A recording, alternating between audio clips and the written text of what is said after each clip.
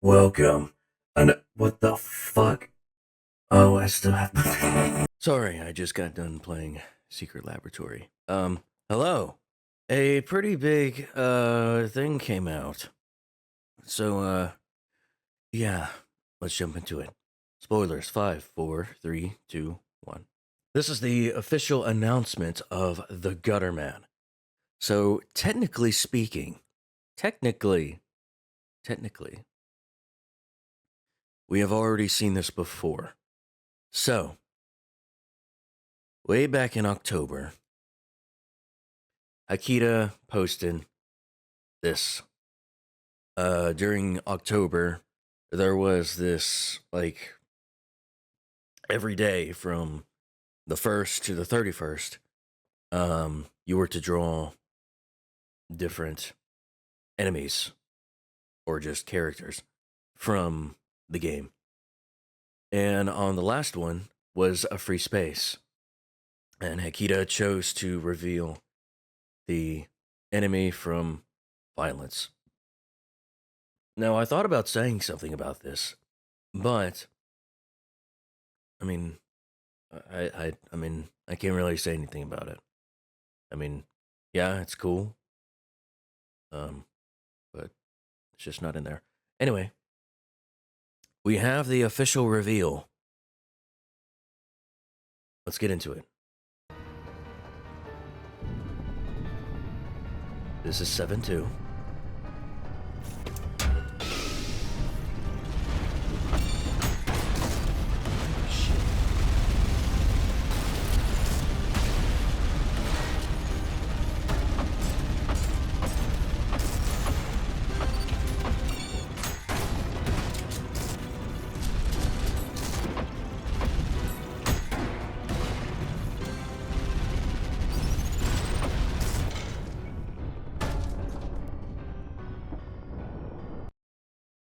Yeah! There's some big boys.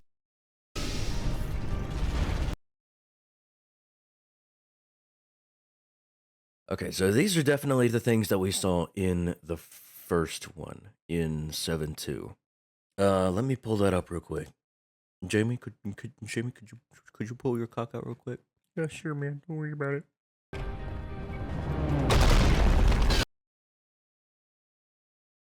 All right. Everybody said this sounded like a train. I couldn't hear it because it's not a train. Yeah, definitely some kind of thing with a big shield. And what people thought about, I think this was an example of reading too into it. And, you know, obviously, hindsight is 2020. But after this broke open, they started moving forward, like, without any animation. So people thought that they were on treads or something, like a big tank. But it turns out they just didn't have any animation, which is a development thing. You know, get people talking, but yeah. This introduces a new level of... This introduces a new level of bullet hell in the game. Schisms and strays in general, projectiles in general, actually. They make the bullet hell, but this is like a stream of death.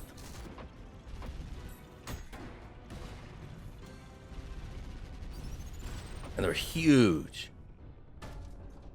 Did he lose the shield?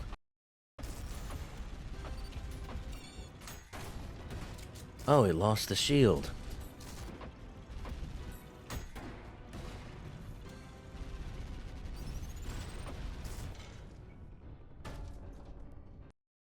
And Hakita's only showing us that it can be parried or blocked or just destroyed in general with Clinical Blaster.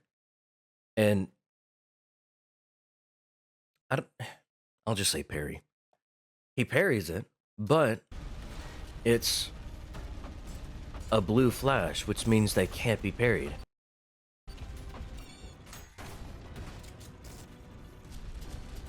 So I assume the not parryable thing can be overridden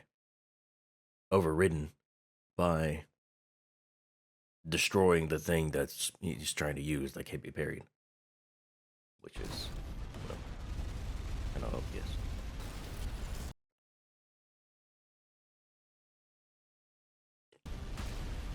I love how you can see the Eternals back there, just watching the fight.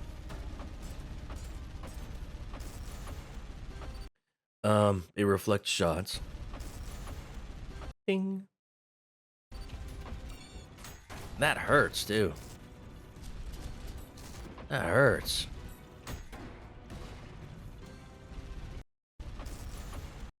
How much damage does it do?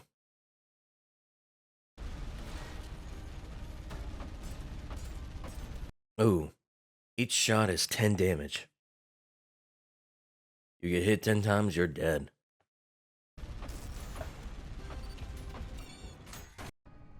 Do you know how much damage it is when does it get hit?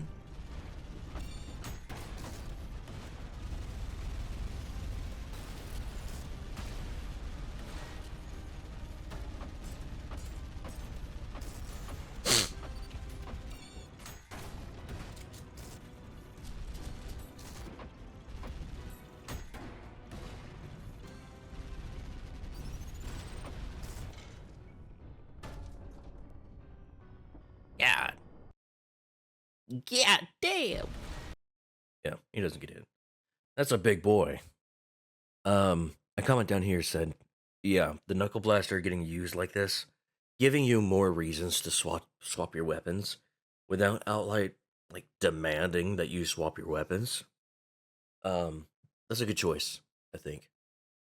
Because I've always hated champions in Destiny where you needed to have this specific type of weapon to kill this specific type of thing, and if you don't do it, you're going to have a terrible time. Well, sometimes I don't want to use the thing. I just want to use my own thing. But doing this is a lot easier. Maybe it's just because swapping between the two is easy in general, but you get it.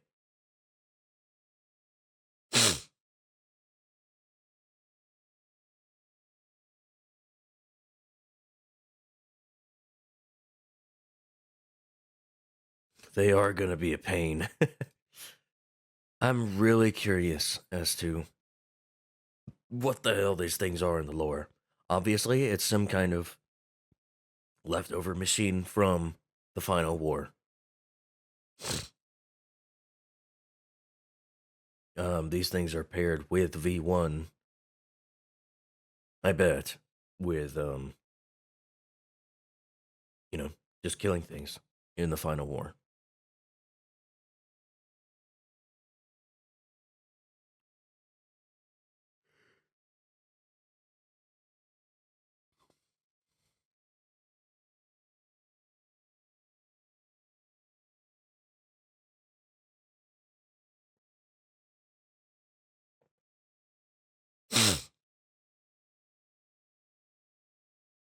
That's right.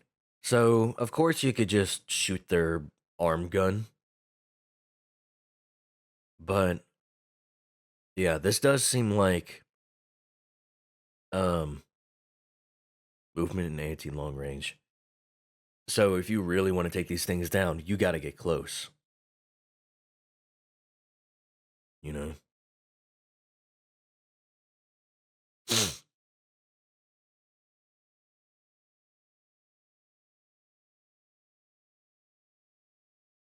So, if you're the kind that likes to play far away, you got to get close. Up, you got to get fisticuffs with this thing. Which, yeah, challenge is good.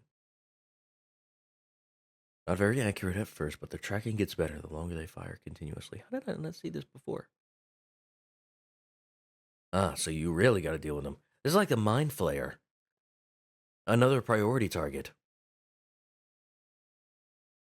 Well, this guy down here just said the exact same thing. So the longer you leave it alive, eventually it's just gonna lock onto you. The shell could be broken with a knuckle blaster, increasing the damage they take, but also increasing their tracking speed. I see, I see. So once you knock down that shield, that's when you that's when you gotta focus on them. Really interesting.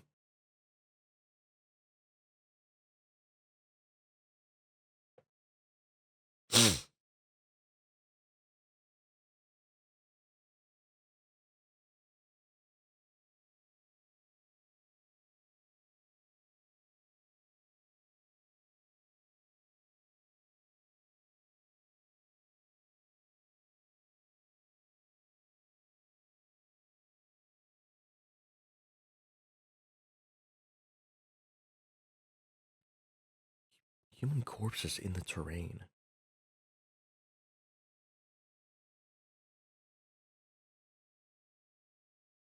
Yeah, they do fire off Hitscan. I think these are one of the few. The one that comes to mind is the second enemy in the entire game that um has a hit scan attack. The first one is the malicious face with the giant charge up beam. So he said there are like human corpses in the terrain. Well, it's kind of low quality even.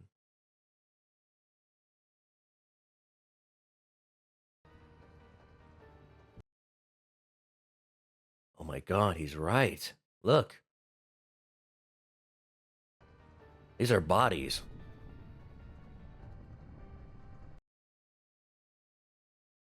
Filled to the brim.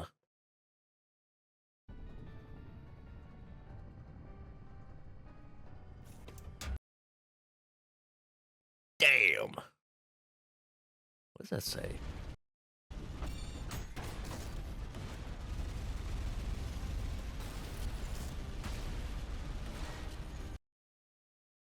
Gate control.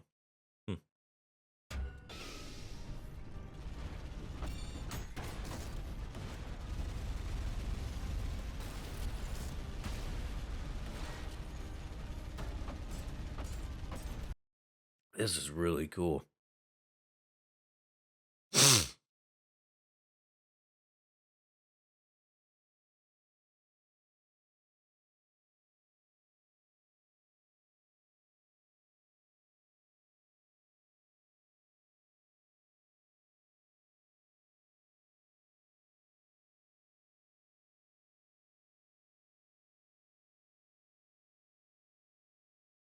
All right.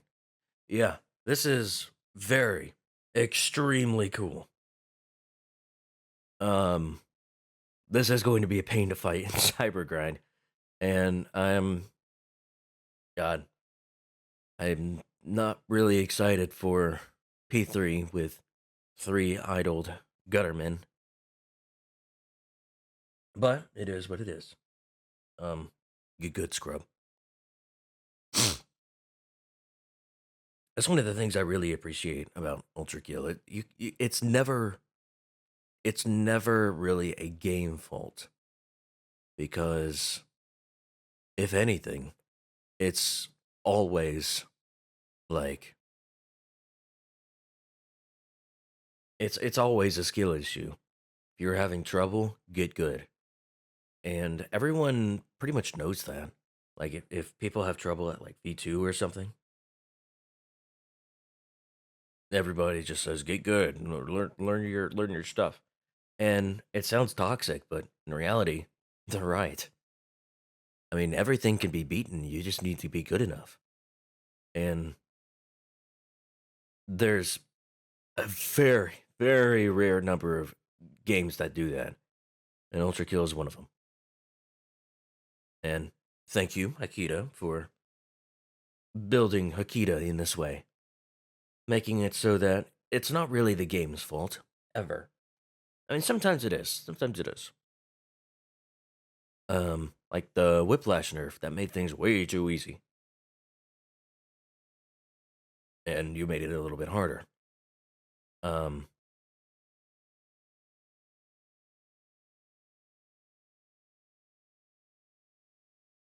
but yeah, he's always on top of it.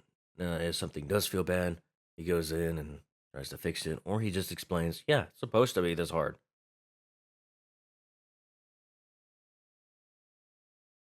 Anyway, video's too long. Everybody keeps telling me that they don't like. I keep getting mixed signals. People tell me they want longer videos, but then when I do make longer videos, they're like, how did you get 16 minutes out of a 37-second video? Like, I like talking about things. What's wrong with you? Anyway, that's about it.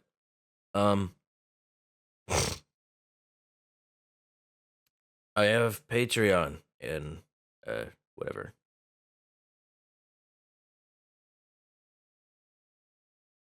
We have to be getting close to the not close, but maybe like over halfway done, I'd say. So, violence is near. Go ahead and take that out of context. All right, that's about it. Bye bye.